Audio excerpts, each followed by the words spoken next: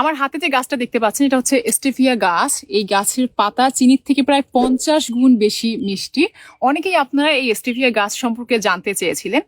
জাপানে তাদের চিনির যে চাহিদা তার প্রায় 40% পূরণ করে থাকে এই স্টেভিয়া গাছ থেকে।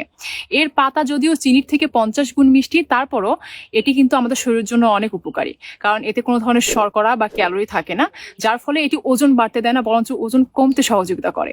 এবং ডায়াবেটিস রোগীদের জন্য এই স্টেভিয়া পাতা দিয়ে তৈরিকৃত চা অনেক উপকারী। এছাড়াও এর পাতাতে রয়েছে ছত্রাক এবং ব্যাকটেরিয়া ধ্বংসকারী রাসায়নিক উপাদান। আমাদের দেশে যদিও এটি এখনো খুব বড় পরিসরে বাণিজ্যিকভাবে চাষ হচ্ছে না, শুধুমাত্র ব্র্যাক নার্সারি এটা বাণিজ্যিকভাবে চাষ করছে। এবং অনেক জায়গাতেই এই স্টেভিয়া পাতা কিন্তু আপনি শুকনো পাতা ক্রয় করতে পারবেন, যেগুলো আপনারা চিনির বিকল্প হিসেবে ব্যবহার করতে পারেন।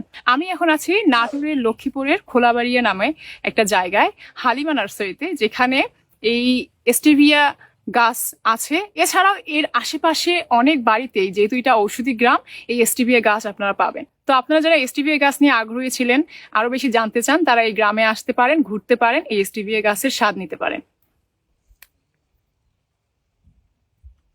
অসম্ভব মিষ্টি।